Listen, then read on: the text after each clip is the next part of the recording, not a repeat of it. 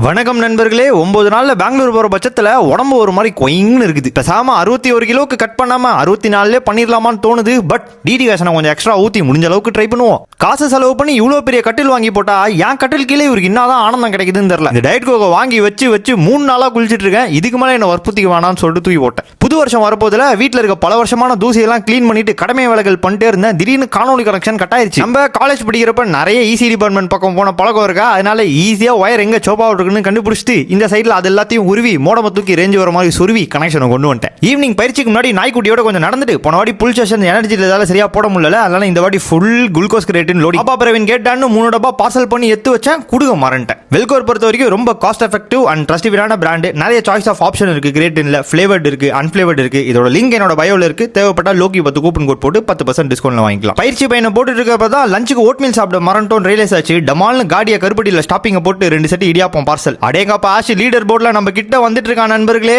நம்ம டேஞ்சர்ல இருக்கோம். இன்னைக்கான ஹெவியஸ்ட் டிப்பா 70 kg into 1 rep பண்ண நல்லா தான் போச்சு. மேபி காம்படிஷன்ல இதுதான் என்னோட ஓபனரா இருக்கும். இப்போதைக்கு இந்த மாதிரி 3 ரெட் பிளேட் போடுவேன். 4 எல்லாம் போட ஆரம்பிச்சோம்னா தமிழ்நாட்டிலே நம்பிதான். இரவு வீட்டுக்கு போக லேட் ஆயிருச்சு. புரதம் லோடிங் பண்ணிட்டு பூரா பாத்திரத்தையும் தேய்ச்சி வச்சுட்டு சாப்பிட்டு மண்டைக்கார மூஞ்சிகாரெல்லாம் பண்ணிட்டு செட்டில் ஆயிட்டேன். பை தி வே உங்க எல்லாத்துக்கும் wish you happy advance new year நண்பர்களே. புர்புர்னு பசநகரத்தில் போயிட்டு வண்டிலாம் ஓட்டாதீங்க. அந்த காலம் முடிஞ்சிருச்சு. இப்போ நம்மளுக்கு வயசாயிருச்சு, மெச்சூரிட்டி வந்துச்சு. We are family man. Okay.